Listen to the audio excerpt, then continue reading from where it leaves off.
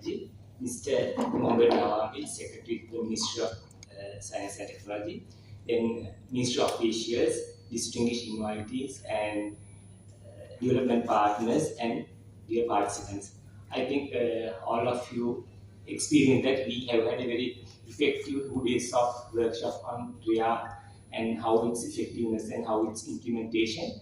And I think now we are at the last stage of this 2 days workshop. All are waiting what happened for your proposals, whether considered and evaluated by the evaluation committee. I think it's a kind of honor all of us as the chair, as well as the member of this committee, to address you in this important occasion. Now seeing the most effective or successful proposals to be submitted by the each institutions. In this case, you may be aware that this is a kind of initiative introduced under the budget proposal known as Strengthening the National Quality Infrastructure System to foster a culture of evidence-based policy and regulatory reforms in Sri Lanka. By embedding RIA into our institutions, we aim to improve governance, enhance accountability, and create regulations that are not only well designed but also practical, proportionate, beneficial to our community as well as our society. Our committee is entrusted with the responsibility of evaluating the proposals received from ministries and regulatory bodies as well as other institutions across the multiple sectors. Actually, evaluation is quite challenging as well as rewarding. As said by this committee, we all received 31 proposals. Then we went through in 2 stages. At the first stage, we shortlisted out of 31 into 11 proposals. Then we went to further down and evaluating them more effectively, and finally ended with 7 proposals.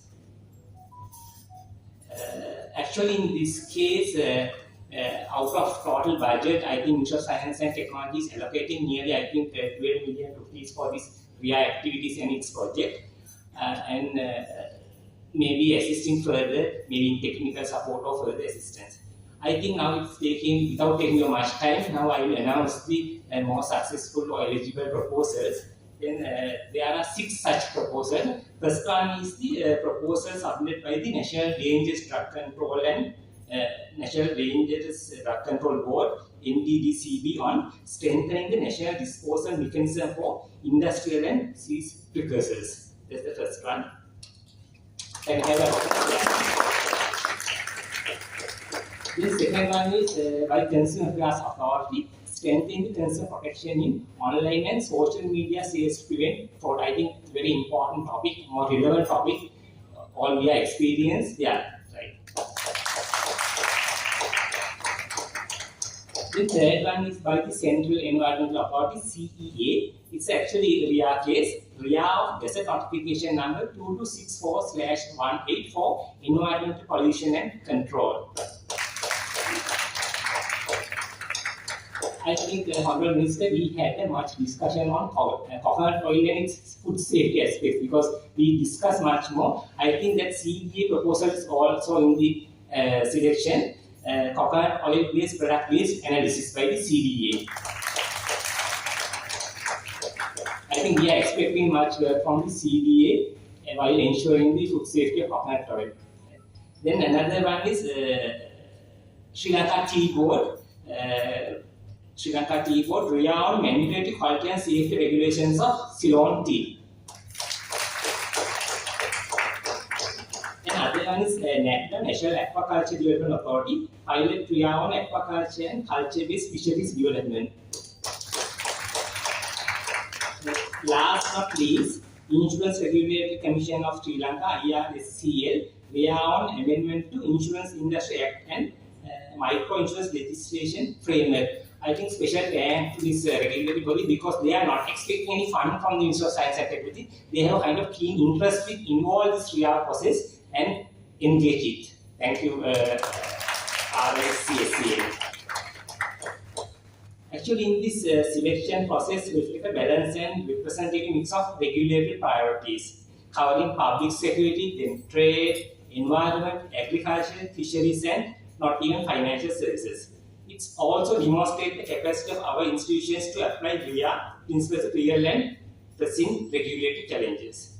Even beyond our selection process, we strongly believe as a committee it's a kind of recommendation, strongly believe that providing technical assistance and capacity building to implementing AGCs will be vital to ensure methodological rigor. In addition to that, we also stress the importance of the monitoring and documentation of this process so that successful pilots can be replicated and scaled up across the wider national quality infrastructure framework. Honorable Minister and dear participant, what we are witnessing today is not merely the funding of projects or proposals. It's the beginning of a new journey towards better governance, effective regulations in Sri Lanka. By embracing regulatory impact assessment, we signal a shift from the ad hoc ruling, say what Mr. Ruwan Kumar said, it's more proactive, more culture of like that. We are hoping that then we can finish it. Right? Let me conclude by thanking the Minister of Science and Technology, also Secretary, your leadership and continuous engagement with us for this process. As well as my committee members, I think experts of the field of their discipline, special thanks to Dr. Hairo, I think always with us throughout this process, as well as Miss Dr. Delia, who came from, I think, far away, some thousands miles away from Mexico. I think very effective communicating with us and very effective 2-day sessions with us. Thank you, Delia, as well as Dr. Hairo. And then finally, I extend our committee's best wishes to all institutions whose proposals have been selected. May your work not only succeed, but also inspire others to follow this path of regulatory excellence. Thank you very much. I think my committee members all make some comments regarding our evaluation process and their experience. I invite them also. Thank you.